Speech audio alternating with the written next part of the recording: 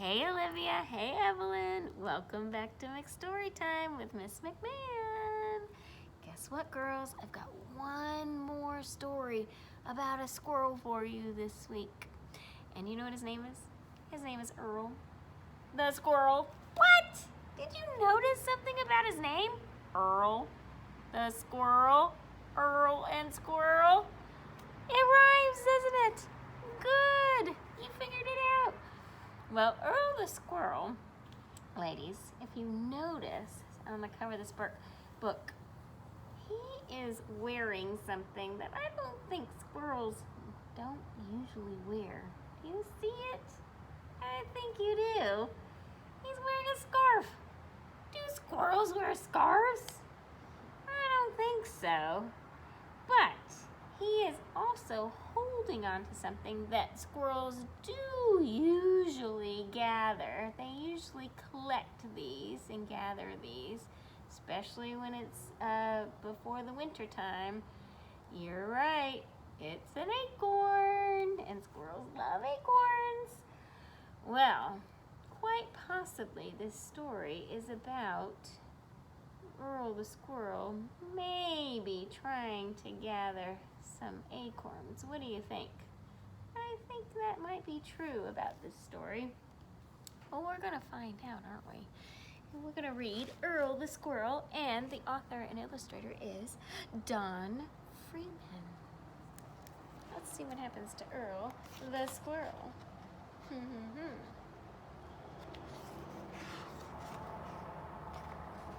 us see. Early one autumn morning, a mother gray squirrel was talking with her young son, Earl. "It is high time you went out and learned how to find acorns on your own," she said. It's probably a good idea, right?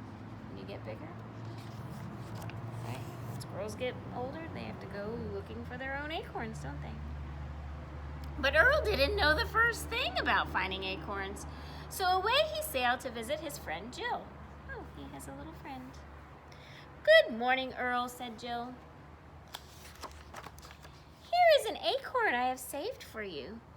Earl was pleased to have found such a big acorn so quickly. His mother would be happy. He twitched and twirled his tail, which was his way of saying thank you very much. "And here's a nutcracker to help you open it," added Jill. "A nutcracker? What? Girls, do you know what a nutcracker is? It's something that you use to crack open nuts. Now, do you think squirrels need a nutcracker to open their nuts, or do you think they can do it on their own?" I think maybe they can do it on their own. Earl scampered home, eager to show his mother what he had found, but when she saw him, she said, "Earl, come in right this instant. I want to speak to you." Oh, does Earl's mother sound very happy? I don't think so. "Who ever heard of a squirrel needing a nutcracker? Why, it's absurd," his mother scolded. "You got it from Jill, didn't you? I'll bet she gave you the acorn, too. That girl's making you into the most spoiled squirrel in the whole world. Now take that nutcracker right back." So guess what? Earl took it back, right? Just as his mother asked him to. "You're back so quickly and you didn't want the nutcracker?" said Jill. "Well, never mind. I have an extra special present for you." And she tied a beautiful red scarf neatly around Earl's furry neck. "I really made it for my doll," she said, "but he wanted you to have it." How proud Earl was of his scarlet scarf. It was a nice gift, though. A nice gift. Well, let's see what his mother feels about the scarf. Back home, he sailed with his tail all unfurled. But when his mother saw the scarf, she said, "Earl, come in here right this instant. I want to speak to you." Uh-oh. Mom isn't happy again, right? "Who ever heard of us needing something around our necks to keep us warm?" his mother fussed. "Now, that girl has done it.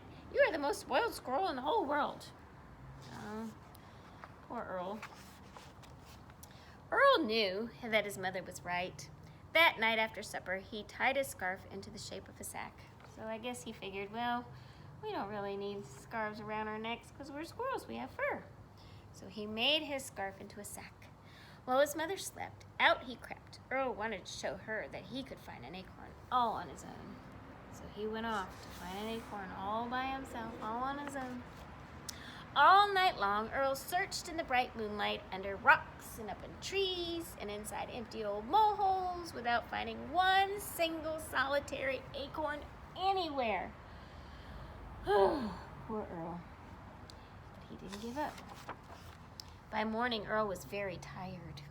In fact, he was all worn out, right? Wouldn't you be all worn out if you were up all night looking for acorns?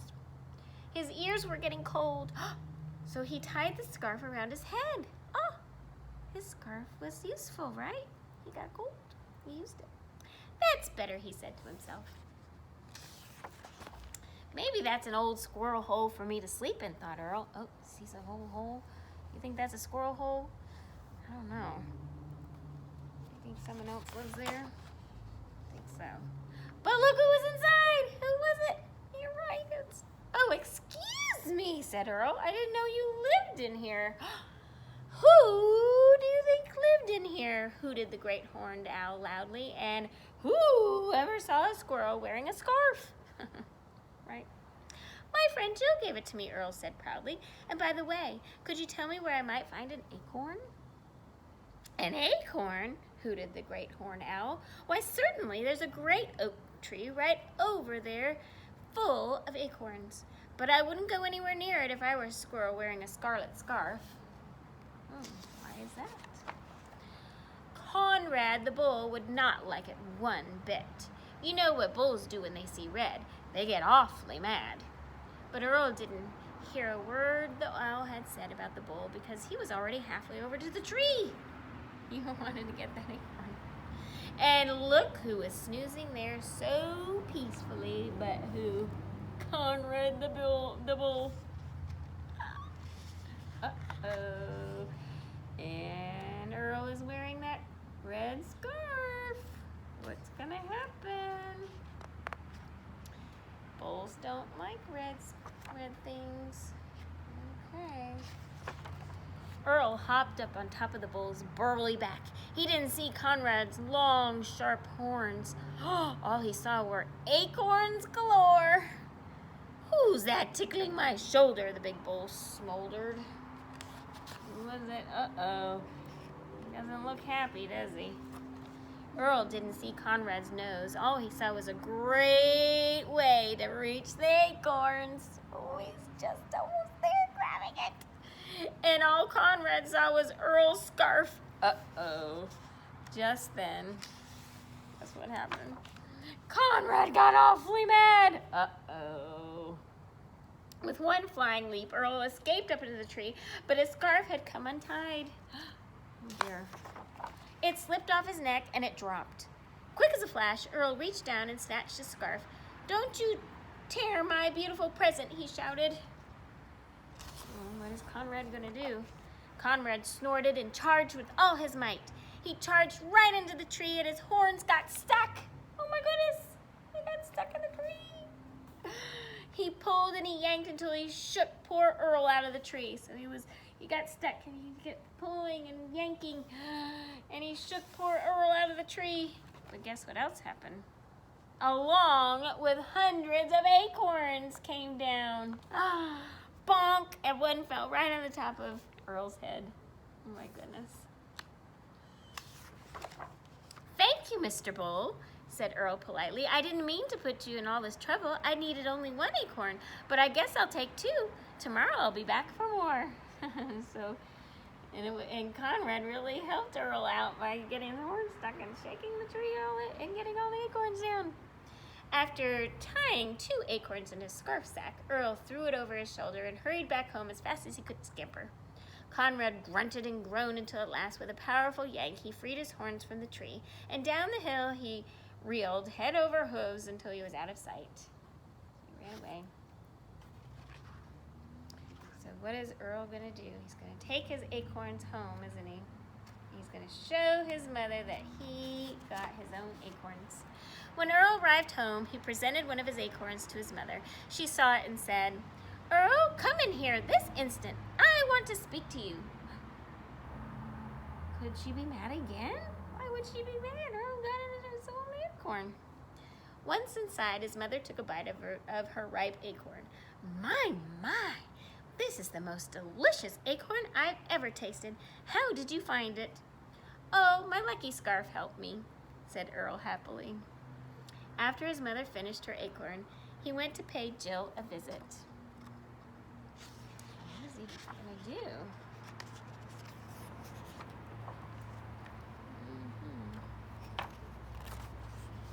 On the windowsill, sitting very still, was Jill's doll. After taking out the acorn, Earl tied his scarf around the doll's neck. Here, sir, I don't think I need this anymore. And then Earl gave his tail an extra swirl. And before he swept away, he left the acorn for Jill. Oh, so he gave his scarf back. The next night, the moon was full, and Earl returned to the giant oak tree. Thanks to Conrad, there were plenty of acorns scattered on the ground for tomorrow. But tonight, Earl scampered up to a high branch and picked one just for himself. The end. And that is the story of Earl the Squirrel and how he got his own acorns on his very, very own. Now, girls, guess what? One more little surprise, one more thing that was in your take-home bags. And it looks like this. It's paper clipped together, and it might look a little curious to you. It might look a little familiar. It's not, it's all in pieces, but what do you think it might turn into if we take it apart? Do you think it might be a what? Oh, do you think this might be an acorn that you can make on your very own? I think so. All you need is this and your glue stick. And what you're gonna do is you're gonna put some glue on the top part of this part of the acorn. So you're gonna just skate some glue on the top. Now, if you have your acorn at hand, okay, if you don't, that's okay. I'm gonna show you how to do it so when you have it, or when you get it, you know what to do. And this is the top, or like the little hat of the acorn. Looks like a little hat, doesn't it? And all you have to do is just stick it on the top, right? So it does look like a little hat, doesn't it? And guess what? This is just a pretend acorn, right? It's a paper acorn, it's not real. And acorns don't really have these, but I thought it would be fun to put some eyes on our acorn. Okay, so you have two white circles, and you have two black circles. Okay, so what you're gonna do is you're gonna skate some glue on each one of your white circles. Okay, some glue on one white circle. And you're gonna put it on your acorn for an eye. Right about there. He's got big eyes. And you put glue on your other white circle. And you put it next to the other white eye. Okay. There we go. And then you're gonna do the same with the black circles because it's gonna be the middle part of your eye.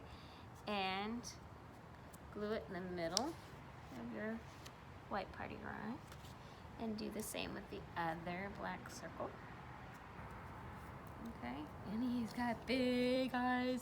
Your acorn has big eyes. And I know that you've got some crayons, and you can use your black crayon, maybe to make a little nose and a little happy face. It's up to you, you don't have to. This is just a big-eyed acorn. Acorns, as you know, really don't have eyes, do they? But you can add eyes and a little nose. Okay, and a little happy face. I'm gonna draw a little bit. I'm gonna press down right here so you can see. Okay, and there you have a happy little acorn, just like Earl the Squirrel. So now you have gathered a little acorn, just like Earl. All right, girls, I've enjoyed talking about squirrels with you this week. Until next time, Bye-bye.